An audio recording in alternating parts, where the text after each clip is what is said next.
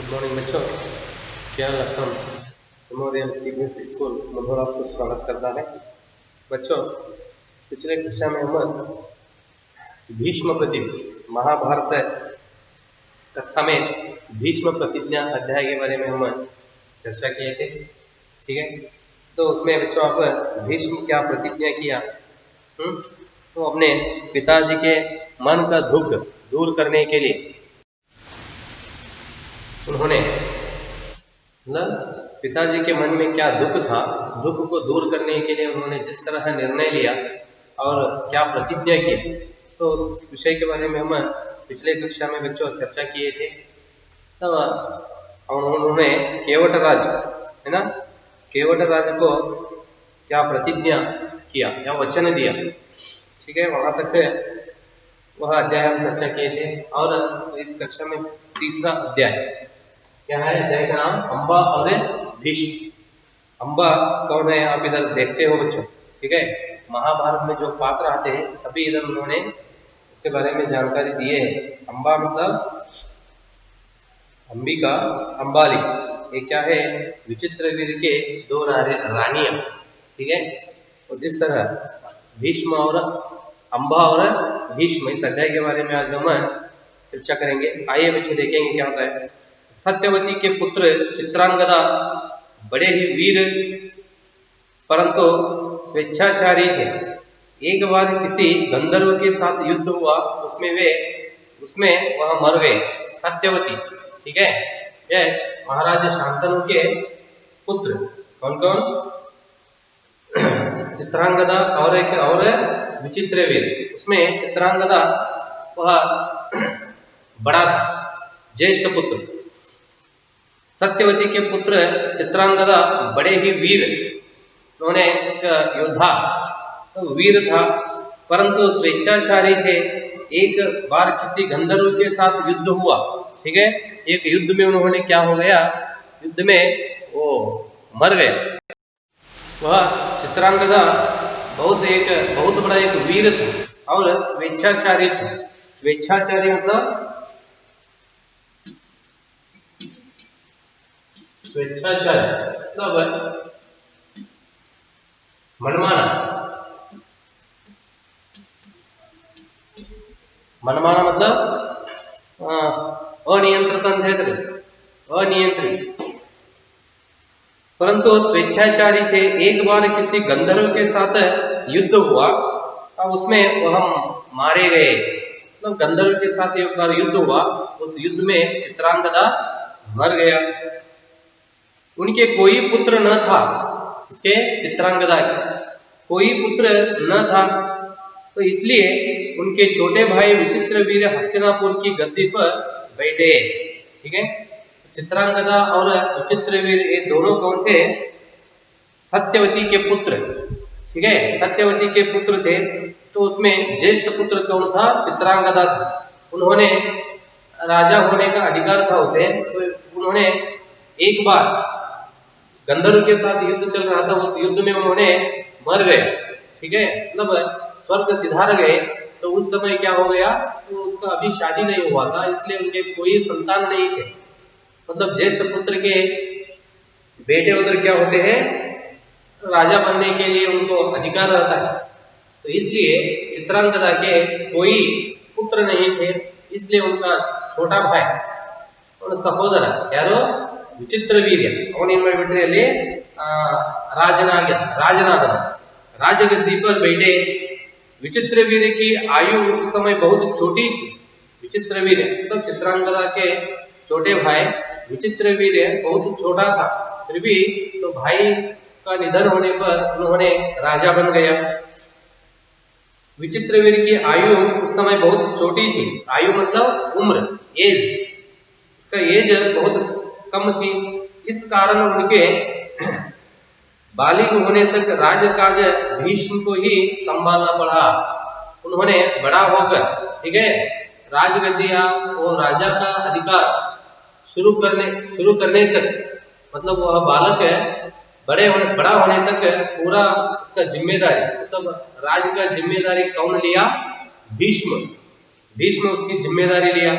ಅಂದ್ರೆ ಆ ಬಾಲಕನ ವಯಸ್ಸು ಬಹಳ ಚಿಕ್ಕನಾಗಿರುವುದರಿಂದಾಗಿ ಆ ಬಾಲಕ ದೊಡ್ಡವನಾಗಿ ಅಧಿಕಾರವನ್ನು ಸ್ವೀಕರಿಸುವವರೆಗೂ ಆ ಒಂದು ರಾಜ್ಯದ ಆಡಳಿತವನ್ನ ರಾಜನಾಗಿ ಅಲ್ಲ, ಒಬ್ಬ ಸೇವಕನಾಗಿ ರಾಜ್ಯದ ಒಂದು ಆಡಳಿತವನ್ನು ಯಾರು ವಹಿಸಿಕೊಂಡರು?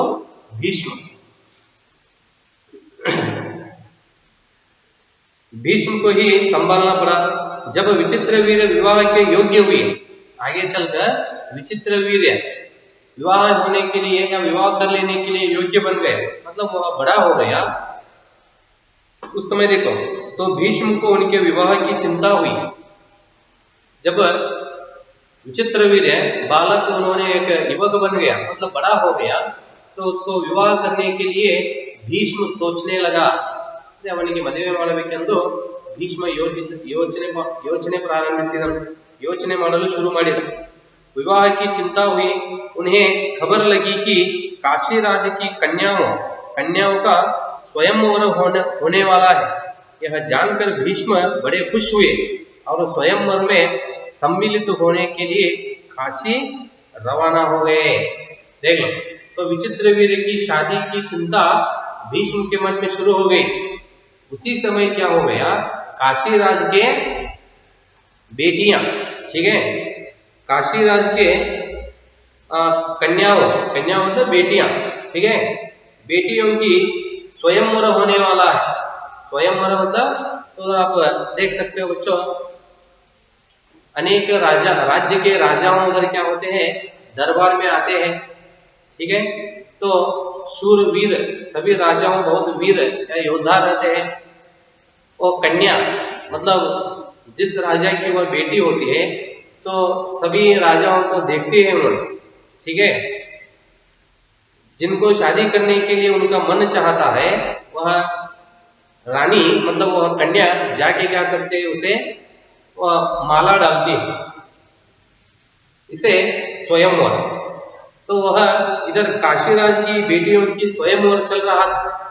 काशीराजन मಕ್ಕಳ ಹೆಣ್ಣು ಮಕ್ಕಳ स्वयंवर ನಡೆದಿತ್ತು। यह जानकर भीष्म बड़े खुश हुए। वह खबर सुनकर भीष्म बड़े खुश हुए, मतलब उसके मन में एक चिंता था, क्या, विचित्र वीर की शादी का। विचित्र वीर को शादी करने के एक मन में चिंता था, तो उस चिंता दूर होने के समय आ गई। क्योंकि तो उधर क्या हो रहा था, काशी राज की बेटियों की स्वयंवर चल रहा था, तो वह विषय जानकर उसे बहुत खुश होगा।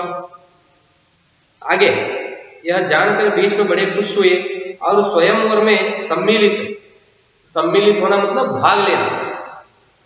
स्वयंवर में सम्मिलित होने के लिए काशी रवाना हो गए। उस स्वयंवर में भाग लेने के लिए भीष्म भी कहाँ गए, काशी, कहाँ को, हाँ, काशी जाने के लिए उन्हें तैयारी किए और काशी चल गए। कौन, भीष्म। स्वयंवर में भाग लेने के लिए उन्होंने काशी की ओर प्रस्थान शुरू किए। देश विदेश के अनेक राजकुमार उस स्वयंवर में भाग लेने के लिए आए थे, ठीक है। भीष्म जैसे, भीष्म की तरह बहुत राज महाराजों ने, मतलब अलग अलग देश विदेश के अनेक राज महाराजों ने उस स्वयंवर में भाग लेने के लिए आए थे। राजपुत्रियों को पाने के लिए आपस में बड़ी स्पर्धा थी, ठीक है। तो उधर स्वयंवर में भाग लिए जो राजा महाराजों ने भाग लिए थे, तो उन राज महाराजों के बीच में रानियों को पाने के लिए एक बहुत बड़ी स्पर्धा शुरू हो गई। मतलब उधर क्या होता है, उस दरबार में सभी राज महाराजों ने जाके बैठते हैं, तो राज महाराजों के बीच में एक स्पर्धा चलता है, ठीक है। चाहे वो कौन सा भी स्पर्धा हो, ठीक है, खेल का हो या युद्ध का हो, तो ऐसे अनेक स्पर्धा चलते हैं। तो सभी प्रतियोगिता में कंपटीशन, ठीक है, सभी प्रतियोगिता में या स्पर्धा में अंत में जो जीत हासिल करता है उसे वो रानी मतलब वो लड़की आकर क्या करती है, माला डालती है। तो उसी तरह उधर भी क्या हो गया था, उस राजपुत्रियों को पाने के लिए आपस में बड़ी स्पर्धा थी। स्पर्धा मतलब कंपटीशन। क्षत्रियों में भीष्म की प्रतिज्ञा की प्रतिष्ठा अद्वितीय थी।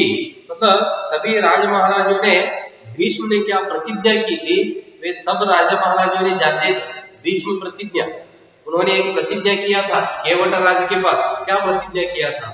आजन्म मैं ब्रह्मचारी रहूंगा, ठीक है, ನಾನು ಬದುಕಿರುವವರೆಗೆ ಏನಾಗಿರ್ತೀನಿ ಬ್ರಹ್ಮಚಾರಿಯಾಗಿ ಬದುಕಿರುತ್ತೇನೆ ಅಂತ ಪ್ರತಿಜ್ಞೆ ಮಾಡಿರ್ತಂದ್ರೆ ಯಾರಿಗೆ?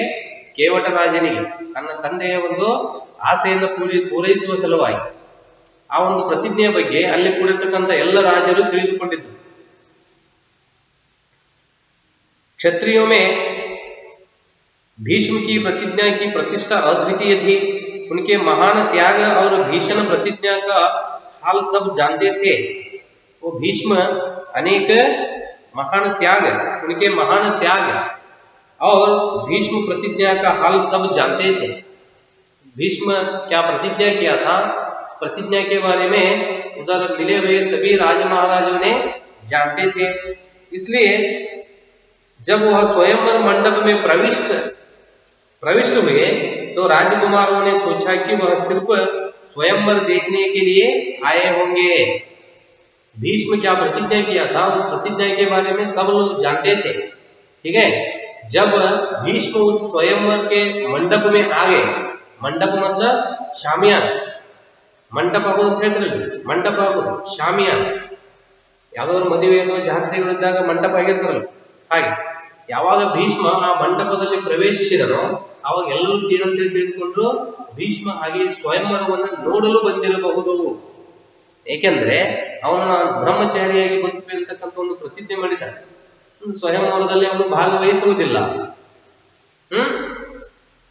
मंडप में प्रविष्ट हुए तो राजकुमारों ने सोचा कि वह सिर्फ स्वयंवर देखने के लिए आए होंगे, परंतु जब स्वयंवर में सम्मिलित होने वालों में भीष्म ने भी अपना नाम दिया तो अन्य राजकुमारों को निराशा होना पड़ा। पहले जब भीष्म उधर आ गए तो उस समय वे सभी लोग, मतलब उधर मंडप में बैठे सभी राजकुमारों ने क्या सोचने लगे, भीष्म सिर्फ स्वयंवर देखने के लिए आया है, ठीक है। बाद में भीष्म जब स्वयंवर में भाग लेने वाले राजकुमारों के साथ अपना भी नाम दिया तो उस समय सभी राजकुमारों को निराश हो गए। ಯಾವಾಗ ಅವನು ತನ್ನ ಹೆಸರನ್ನ ನಾನು ಸಹ ಸ್ವಯಂವರದಲ್ಲಿ ಭಾಗವಹಿಸುವೆ ಅನ್ನುವಂತ ಒಂದು ಹೆಸರನ್ನು ನೋಂದಾಯಿಸಿದನೋ ಆವಾಗ ಅಲ್ಲಿರ್ತಕ್ಕಂಥ ಎಲ್ಲ ರಾಜಕುಮಾರರಿಗೆ ಏನೈತ್ರಿ, ನಿರಾಶೆ ಆಯಿತು। निराशा होना पड़ा। उनको क्या पता था कि दृढ़व्रती भीष्म अपने लिए नहीं वरना अपने भाई के लिए स्वयंवर में सम्मिलित हुए हैं। तो असली विषय क्या था उसके बारे में उन राजकुमारों को मालूम नहीं था। राजकुमार भीष्म स्वयंवर में क्यों भाग लेने के लिए आया है, अपने भाई विचित्रवीर को शादी कराने के लिए, तो उस कन्या को शादी कराने के लिए उस कन्या की स्वयंवर में उन्होंने भाग लेने के लिए आया है। असली विषय क्या था उस विषय के बारे में उधर मिले हुए राजकुमारों ने नहीं जानते थे। समझ में आएगा? ಭೀಷ್ಮ ಏಕೆ ಸ್ವಯಂವರದಲ್ಲಿ ಭಾಗವಹಿಸಲು ಬಂದಿದ್ದಾನೆ ಅನ್ನುವುದನ್ನ ಆ ವಿಷಯವನ್ನ ಅವರು ತಿಳಿದುಕೊಂಡಿರಲಿಲ್ಲ, ಯಾರು ರಾಜಕುಮಾರರು। ಅವನು ಏಕೆ ಸ್ವಯಂವರದಲ್ಲಿ ಭಾಗವಹಿಸಲು ಬಂದಿದ್ದ, ತನ್ನ ಸಹೋದರನಿಗೆ ಮದುವೆ ಮಾಡಲು, ಹೌದಲ್ರಿ? ಆ ರಾಜಕುಮಾರಿಯನ್ನ ಕರೆದುಕೊಂಡು ಹೋಗಲು ಏನ್ ಮಾಡಿದ್ದವನು, ಸ್ವಯಂವರದಲ್ಲಿ ಭಾಗವಹಿಸಿ ಅಲ್ಲಿ ಒಂದು ಗೆಲುವನ್ನು ಸಾಧಿಸಿ ರಾಜಕುಮಾರಿಯನ್ನ ಕರೆದುಕೊಂಡು ಹೋಗಿ ತನ್ನ ಸಹೋದರನಿಗೆ ಮದುವೆ ಮಾಡಲು ಸ್ವಯಂವರದಲ್ಲಿ ಭಾಗವಹಿಸಲು ಬಂದಿದ್ದ ಯಾರೋ ಭೀಷ್ಮ। इस विषय को उन राजकुमारों ने नहीं जानते थे। सभा में खलबिली मच गई, शोर आवाज शुरू हो गई। भीष्म प्रतिज्ञा किया है, आजन्म में ब्रह्मचारी रहूंगा, तो इस तरह उन्होंने प्रतिज्ञा किया है, फिर भी स्वयंवर में भाग लेने के लिए आया है।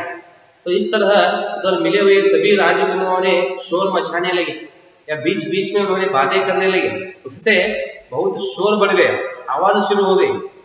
चारों ओर से भीष्म पर फप्तियां खसी जाने लगी। चारों ओर से मतलब उधर मिले हुए सभी राजकुमारों ने क्या करने लगे, भीष्म पर बहुत उसे गालियां देने लगे, शाप देने लगे। फप्तियां खसी जाने लगी। माना कि भरतवंशी भीष्म बड़े बुद्धिमान और विद्वान है, स्वयंवर से इन्हें क्या मतलब, तो इसके प्राण का क्या हुआ, जीवन भर ब्रह्मचारी रहने की इन्होंने जो प्रतिज्ञा की थी, क्या वह झूठी थी? देख लो।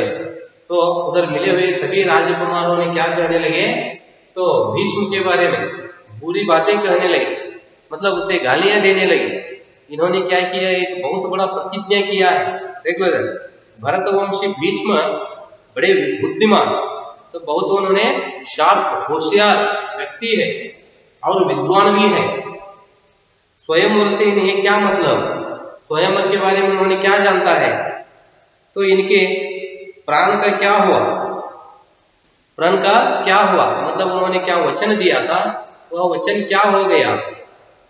जीवन भर ब्रह्मचारी रहने की इन्होंने जो प्रतिज्ञा की, क्या वह झूठी थी? झूठ मतलब सुಳ್ಳು ಅಂತ ಹೇಳ್ತಿರಲ್ಲ, ಇವನು ಪ್ರತಿಜ್ಞೆ ಮಾಡಿದ್ದ ಜೀವನ ಪರ್ಯಂತ ಅವನು ಬ್ರಹ್ಮಚಾರಿ ಇರುವನು ಅಂತ ಹೇಳಿದ. ಮತ್ತೆ ಈಗ ಅವನು ಸ್ವಯಂವರದಲ್ಲಿ ಭಾಗವಹಿಸಲು ಬಂದಿದ್ದಾನೆ, ಹಾಗಾದ್ರೆ ಅದು ಸುಳ್ಳುವೇ? ಸುಳ್ಳು ಪ್ರತಿಜ್ಞೆ ಮಾಡಿದ್ದಾನೆ ಇವನು ಅಂತ ಹೇಳಿ ಅಲ್ಲಿರ್ತಕ್ಕಂಥ ಎಲ್ಲ ರಾಜ ಮಹಾರಾಜರು ಏನ್ ಮಾಡ್ಲಿಕ್ಕೆ ಮಾತನಾಡಲು ಪ್ರಾರಂಭಿಸಿದರು. ಭೀಷ್ಮನಿಗೆ ಶಾಪ ಹಾಕ್ಲಿಕ್ಕೆ शुरू ಮಾಡಿದರು, ಬೈಲಿಕ್ಕೆ शुरू ಮಾಡಿದರು. प्रतिज्ञा की थी, क्या वह झूठी थी? इस भांति सब राजकुमारों ने भीष्म की हंसी उड़ाई।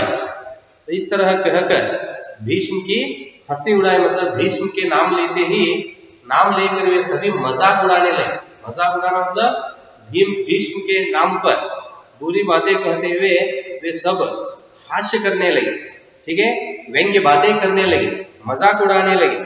यहाँ तक कि काशी राज की कन्याओं ने भी भीष्म की तरफ से दृष्टि फेर ली और उनकी अवहेलना से करके आगे की ओर चल दी। तो इस तरह वे सभी राजकुमारों के बातें सुनकर, तो काशी राज के पुत्रियां मतलब बेटियों भी क्या किए, भीष्म की ओर देखते ही मजाक उड़ाते हुए वे भी क्या किए, वहां से आगे बढ़ गए। ಅಂದ್ರೆ ಅಲ್ಲಿರ್ತಕ್ಕಂಥ ಎಲ್ಲ ರಾಜ ಮಹಾರಾಜರ ಮಾತುಗಳನ್ನ ಕೇಳಿ, ವ್ಯಂಗ್ಯ ಮಾತುಗಳನ್ನ ಕೇಳಿ, ಆ ಕಾಶಿರಾಜನ ಮಕ್ಕಳು ಸಹಿತ, ಹೆಣ್ಣು ಮಕ್ಕಳು ಸಹಿತ ಭೀಷ್ಮನ ಕಡೆಗೆ ನೋಡಿ ನಗುತ್ತಾ ಏನ್ ಮಾಡಿದ್ರು, ಮುಂದೆ ಸಾಗಿದರು। तो इसका अर्थ यह होता है कि भीष्म प्रतिज्ञा का पालन नहीं कर रहा है। तो ऐसा क्यों कहने लगे उन्होंने उन राजकुमारों को, तो वह असली विषय, ठीक है, वह रहस्य क्या है वे नहीं जानते थे। तो इसलिए वे सभी क्या करने लगे, भीष्म की मजाक उड़ाने लगे। ठीक है बच्चों, तो आगे क्या होता है, उस स्वयंवर में भाग लेकर भीष्म उन कन्याओं को लेकर जाता है या नहीं, या उस स्वयंवर में भाग लेने के लिए भीष्म को अवसर देते हैं या नहीं, आगे का क्या विषय है अगली कक्षा में देखेंगे बच्चों। धन्यवाद।